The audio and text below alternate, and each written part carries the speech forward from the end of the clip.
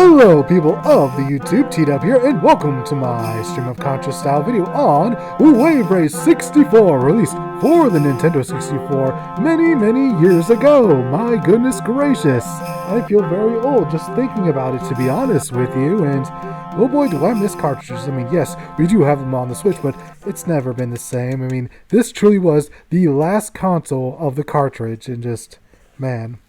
I got into the Nintendo 64 rather late, in '99, but that's a story for a different time and for a different game. Although, I have to wonder if I'll ever cover that, especially considering how unpopular some of my non-wrestling game videos have been. But, once again, different topic for a different time. For now, let's just get on with the video, shall we?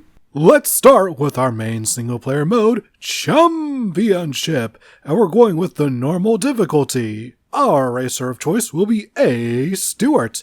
No idea what adjusting these stats do, as the game does not tell us, but we're gonna just try our best anyways. Before we begin, let's get some practice in via Dolphin Park. This little inclusion may not seem like a lot, but it really goes a long way in allowing players to get used to the overall feel and controls of Wave Race. Race 1, Sunny Beach. In this game, we not only have to race, but do so while staying within the bounds of the buoys, which can sometimes be easier said than done. Overall, this is an easy, breezy, beautiful starter course with basic design that's perfect for getting newcomers acclimated with the overall design of the game. I got first place, so that's a rad start. Race 2, Sunset Bay. Alright, this course design has some jumps to it this time. However, this is a beginner trap, as performing tricks will actually slow you down. As easy as Sunny Beach was, this was somehow easier. My opponents were nowhere near me when I crossed the finish line. Race 3, Drake Lake, but don't worry, no fans here.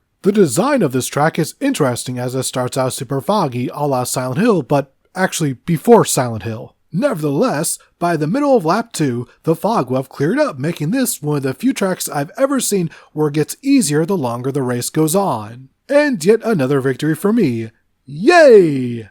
Race 4, Marine Fortress. This one has some heavy waves and sharp turns that can really give you guff, so be very careful of those. This race was a real nail biter, but in the end, I managed to gain yet another big honkin' W. Race 5, Port Blue. A really industrial looking stage with some really sharp turns. If you haven't mastered how to do them by now, you will be left behind. Thankfully, didn't have much trouble with this one. Another W for T-Dub. Race 6, Southern Island. Big finale time, baby! Time to bring home the gold. This track does feature a couple of shortcuts, but I elected not to use them and decided to instead play things a bit safe. Thankfully, that plan worked out as I went through this whole circuit undefeated. After that victory, we get a nice cutscene featuring the top 3 racers on their respective podiums celebrating. This doesn't look like much now, but for being one of the earliest 3D games, this ruled back in the day. So what's championship mode like just one difficulty higher? In a word, hell, as I got my ass handed to me. Sure, it started out with a bit of promise, but it didn't take long for everything to go downhill. I did get to show off Twilight City at least. Aesthetically, this is my favorite course in the entire game, and I just wish it was in the normal circuit instead of being locked behind higher difficulties. Now, for some other modes, with the first being Time Trial, which is just your standard get your best time mode that literally every racing game has. The more interesting one is Stunt Mode. You have to pass through rings and checkpoints while also performing tricks for points, which makes this one hell of a mode. I mean, they could have just made it about tricks, but adding in rings that give increasing scores for consecutive collections, as well as a time limit, really adds to the tension. I wasn't able to get any new high scores, but I believe the real high score was the fun we had along the way. Overall, Wave Race 64 for me personally is still one hell of a racing game. Considering this is one of the earliest games released for the Nintendo 64, it's kind of amazing how well the physics hold up. Sure, there may not be a ton of racers to choose from, and the graphics aren't the best, but for all the shortcomings, Wave Race 64 has a challenging single player and still one of the most 90s soundtracks of all time. Seriously, it's impossible to listen to this and not just think, oh yeah, this is clearly made in the 1990s. And for that, a 100% fucking rules.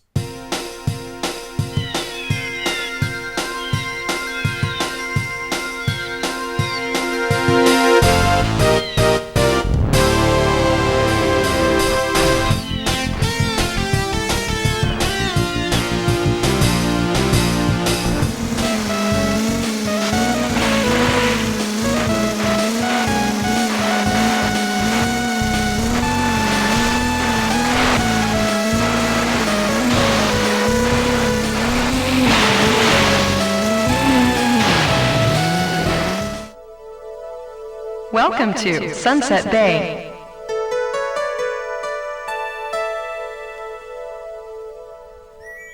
I still cannot get over just how god dang good this soundtrack is. It just warms my heart, everyone. Warms my heart. Alright, as for next time, you guys want a wrestling game video?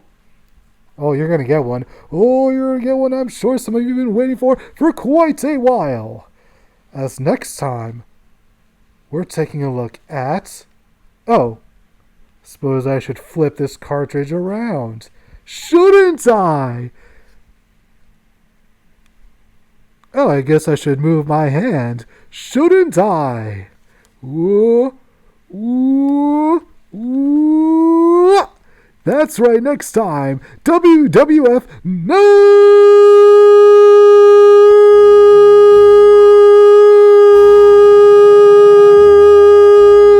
Mercy!